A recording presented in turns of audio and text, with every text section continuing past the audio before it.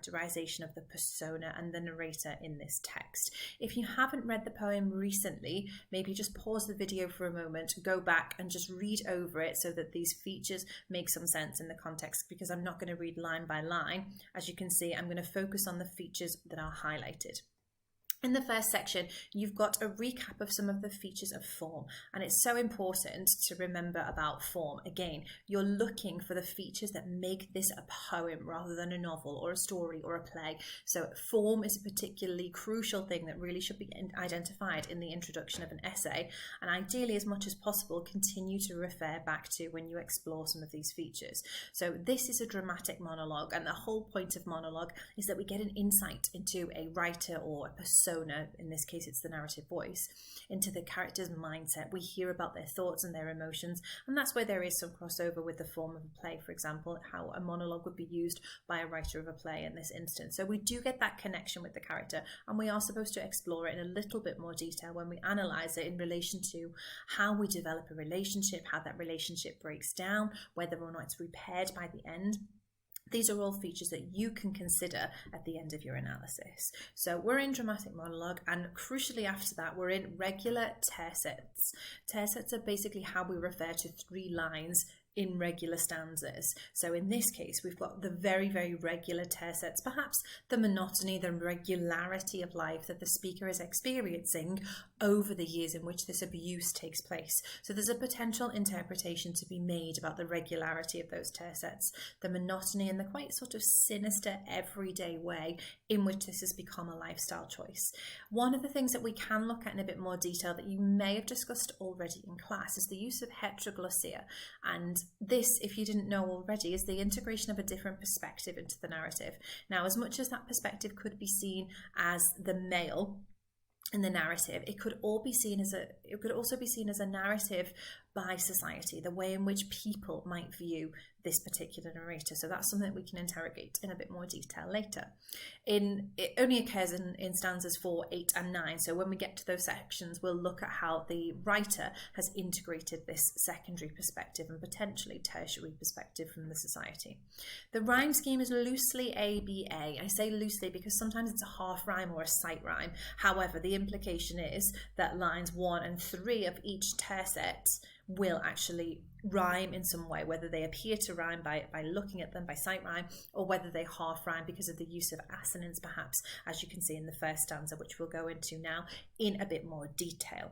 So the rhyme within cake and weight is again this assonant rhyme, and it really places emphasis on, I guess, the action of having eaten the cake and gaining the weight. So there the rhyme scheme is very deliberately placing an ownership from cake and weight, and almost placing blame in this instance on the action itself, and the consequence obviously being the final moment in that tercet. Interestingly, when the writer opens this first stanza, the narrator is describing as hitting 30, and it's an interesting verb choice when you consider some of the violent connotations that you might have with the word hit, and the sensation that although it has a slightly colloquial idiomatic reference to hit 30 is an idiom that people might speak of. In this instance, I think the dramatic connotations, the more violent connotations, should override any of the more colloquial ones. Also in the stanza, we get the element of pronouns placing blame, placing emphasis. Also, when I hit 30, he bought me a cake, as if sort of the reward for this kind of punishment of hitting 30 is to be rewarded with the cake that will eventually lead to her weight gain.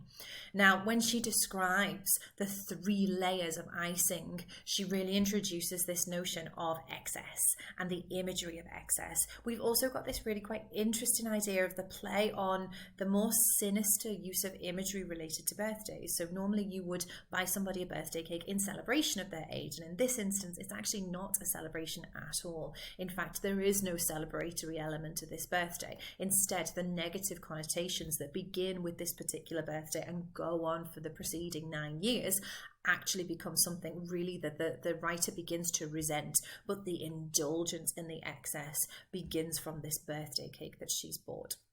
But there is very much this sense of ownership that it is the birthday cake that starts this very dangerous relationship between the weight gain, the partner, and the narrator herself falling into this trap of need I guess, towards eating. But the 3 layers, the description of the 3 layers of icing should have this really nice sort of connotation of care and warmth and giving, but actually in this instance it just sort of introduces the more dangerous elements of excess.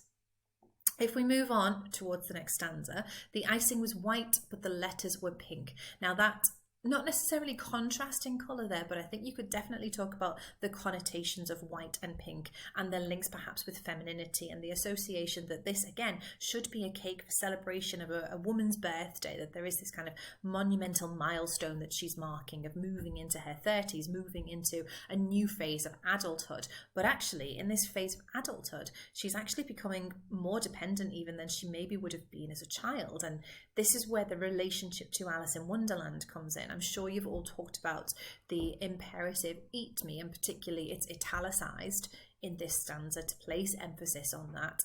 And the intertextual reference to Alice in Wonderland, although it is quite an interesting, it can be tangential unless you've got a particular link to that. What you could link it to in this instance is the notion of being misled and the way that children are misled, or the implication that children are misled within this fairy tale. You can actually open that idea out a little bit more into adulthood and the way in which adults are misled with the way that they're tempted by materialism, by consumerism, but the dangerous elements of that are ignored in the process.